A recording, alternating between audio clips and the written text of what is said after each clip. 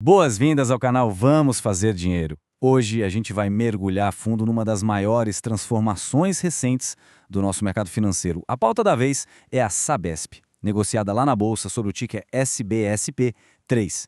O grande objetivo desta análise completa é desconstruir os dados, entender os fundamentos de verdade e mapear toda a estratégia da companhia depois daquele marco histórico que foi a privatização dela. Então, vamos direto aos números para entender de fato o que mudou na tese de investimentos dessa verdadeira gigante da nossa infraestrutura. 50%. Esse foi o salto, assim, espetacular que as ações da Sabesp deram só ao longo de 2025. Para colocar isso numa perspectiva clara, um movimento de 50% numa empresa desse tamanho colossal, num período de tempo tão curtinho, é algo absolutamente fora da curva, deixando o Ibovespa e boa parte do mercado comendo poeira. E claro, a gente sabe que todo esse movimento foi impulsionado pela concretização do processo de privatização. Mas olha só, uma valorização desse tamanho logo levanta algumas questões inevitáveis sobre o futuro do papel. A poeira daquela euforia inicial já baixou. Os preços dispararam. O que se impõe agora é uma avaliação fria, muito objetiva dos fundamentos. É preciso entender se ainda tem espaço real para continuar crescendo ou se esse otimismo gigantesco já está todo embutido no preço que o mercado está pagando hoje. O nosso roteiro de hoje é bem direto e vai passar por 5 pontos centrais. 1. A nova era da Sabesp. 2. Fundamentos e valuation atual. 3. Vantagens estruturais do negócio. 4. Riscos que exigem atenção. E, por fim, 5. Estratégia e conclusão.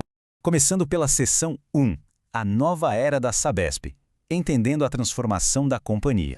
Vamos tentar dimensionar o tamanho real dessa operação. A Sabesp não é apenas uma empresa de água e esgoto. Ela é simplesmente a maior companhia de saneamento do Brasil inteiro e uma das maiores do planeta. Os dados da XP Investimentos dão uma noção dessa magnitude. A gente está falando de fornecimento de água para cerca de 28 milhões de pessoas e coleta de esgoto para mais ou menos 25 milhões. Para criar uma imagem mental bem clara, 28 milhões de pessoas é uma população maior do que a de um país inteiro como a Austrália. Toda essa base gigantesca de clientes depende do serviço todo santo dia. É um negócio de uma escala monumental, super inserido num setor regulado e que presta um serviço que passa longe de ser um luxo. É vital.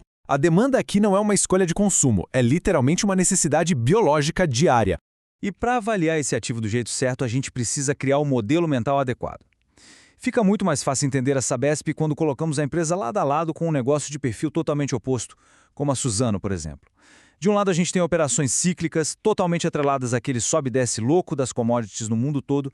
Nesses casos, os resultados e as cotações dão saltos explosivos, super voláteis. Do outro lado, a gente tem o modelo da Sabesp, que é a essência clássica de uma ação de infraestrutura.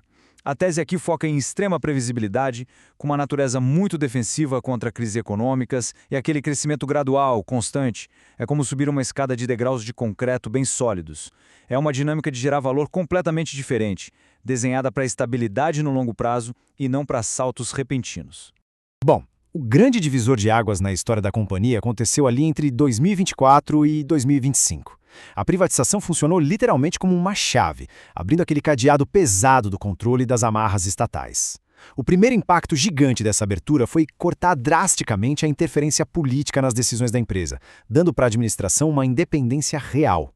Com esse cadeado aberto, as engrenagens finalmente começaram a girar com um foco absoluto em lucro, numa governança moderna e numa busca incansável por eficiência operacional em todas as frentes. E tem mais, a companhia começou um ciclo formidável de CAPEX, que é a sigla para despesas de capital, ou seja, aquela grana pesada destinada a investimentos físicos, como modernizar tubulações e expandir o tratamento de água. A mentalidade virou da água para o vinho. A Sabesp deixou de ser uma operadora de políticas de governo para virar uma máquina corporativa afiada, focada em entregar resultados e melhorias concretas. Avançando para a seção 2, Fundamentos e Valuation atual. O que os números dizem hoje?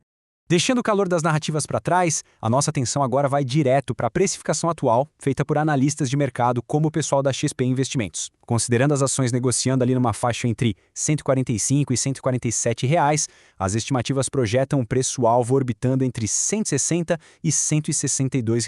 Matematicamente falando, isso traz um potencial de alta mais conservador, variando de 10% a 30%. Mas o dado mais relevante aqui é a TIR real, a taxa interna de retorno real, estimada em cerca cerca de 12%. Em termos simples, isso projeta um retorno anualizado de 12% limpos, sempre acima da inflação. Na prática, esses números dão um recado bem contundente. A fase da grande pechincha chegou ao fim. Aquele desconto brutal que a gente via antes da privatização já foi sugado e precificado pelos investidores. Continua sendo um ativo financeiramente sólido, sem dúvida, mas que agora exige expectativas muito bem ajustadas. E tudo isso deságua numa pergunta central, aquela que ecoa sem parar nas mesas de operações pelo país afora. A empresa realmente vai entregar tudo o que prometeu depois da privatização? O mercado financeiro está olhando para a Sabesp de hoje sob a lente do que se chama de uma verdadeira história de execução. E o que isso quer dizer? Significa que o valor futuro das ações não vai mais cair do céu só pelo fato da empresa ter sido privatizada. Esse evento já foi, está no passado.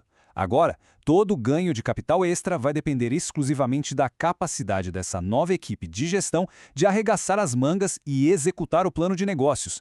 Vai ser preciso reduzir custos de forma agressiva, modernizar a infraestrutura de verdade e, claro, gerar aqueles lucros gordos e consistentes que foram prometidos, justamente para justificar os patamares de preço de hoje. O que nos leva à seção 3, vantagens estruturais do negócio, os pilares do crescimento. Os argumentos que sustentam essa visão mais positiva de longo prazo para a Sabesp são apoiados em pilares muito concretos. O primeiro deles é a receita extremamente previsível, que muito analista adora chamar de uma renda fixa turbinada. E a lógica é indiscutível. A conta de água e o tratamento de esgoto são a última coisa que uma família corta do orçamento no meio de uma crise econômica. Em segundo lugar, a gente tem um vetor gigantesco de crescimento obrigatório, impulsionado pelo Marco Legal do Saneamento. Essa lei exige a universalização do acesso à água potável e à coleta de esgoto até 2033. Isso obriga as empresas do setor a expandirem suas redes fisicamente, garantindo uma via superpavimentada de crescimento contínuo de receita para os próximos anos. E para fechar, quando a gente junta essa expansão obrigatória com a nova busca por eficiência do cenário pós-estatal, cria-se um ambiente perfeito para a empresa eliminar desperdícios e aumentar as margens de lucro de forma duradoura. E agora passamos à seção 4, riscos que exigem atenção, o outro lado da moeda.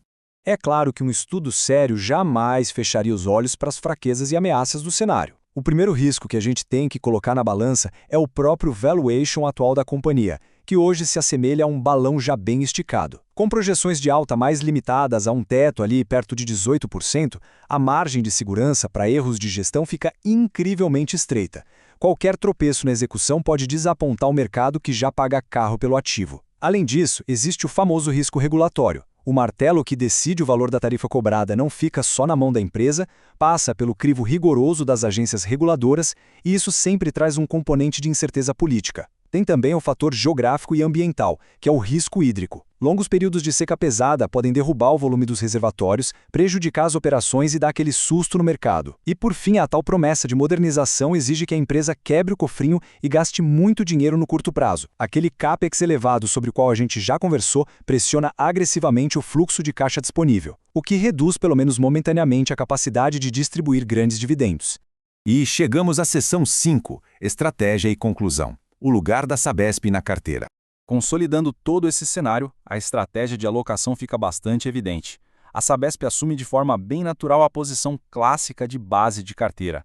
É exatamente aquela categoria de ativos que funciona como um escudo protetor contra solavancos severos da economia, reduzindo a volatilidade geral do portfólio.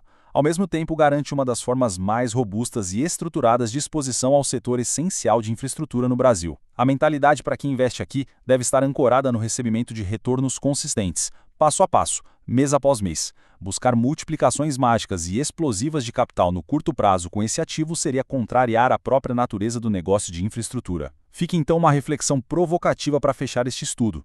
Será que a segurança indiscutível e o menor nível de risco que a empresa apresenta hoje realmente compensam a limitação de ganhos imposta por seus pesados desafios de expansão? Para apoiar o canal, vamos fazer dinheiro na criação de novos conteúdos aprofundados. A ação de deixar o gostei e o comentário logo abaixo é absolutamente essencial.